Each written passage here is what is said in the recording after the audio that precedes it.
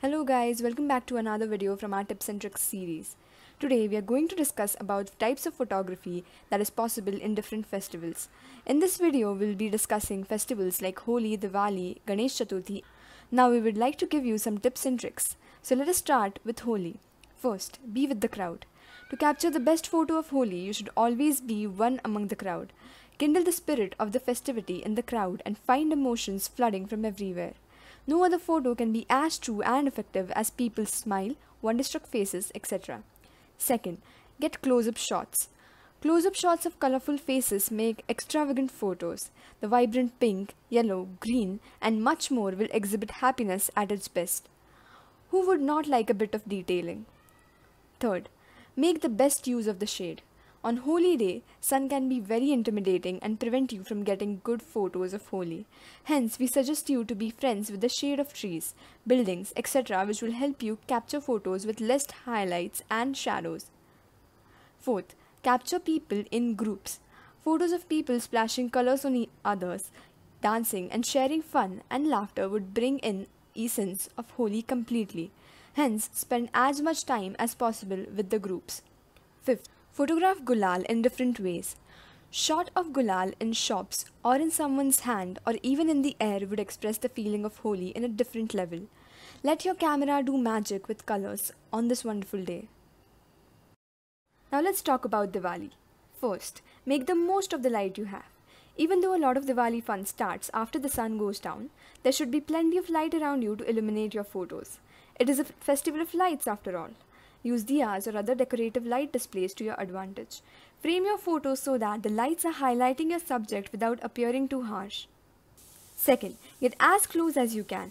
Zooming in too much on your phone will drastically reduce the resolution and the quality of your photos.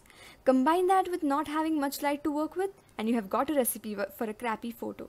Instead, zoom in with your feet, meaning get as close as you can to your subject.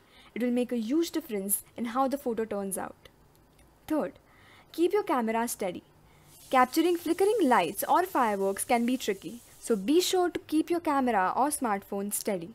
If you have shaky hands, a tripod or the self-timer feature can help you keep your shot still.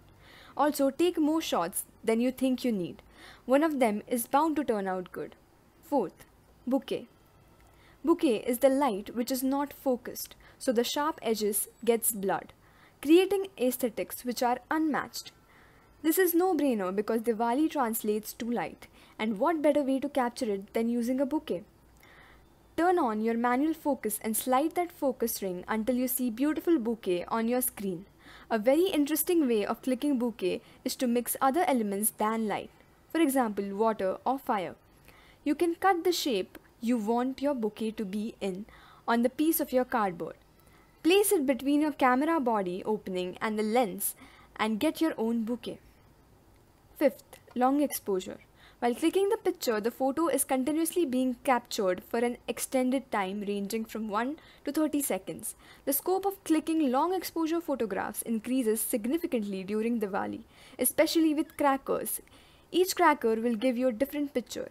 Set your camera with a shutter speed of 10 to 15 seconds, aperture f20 to 22 and ISO 100.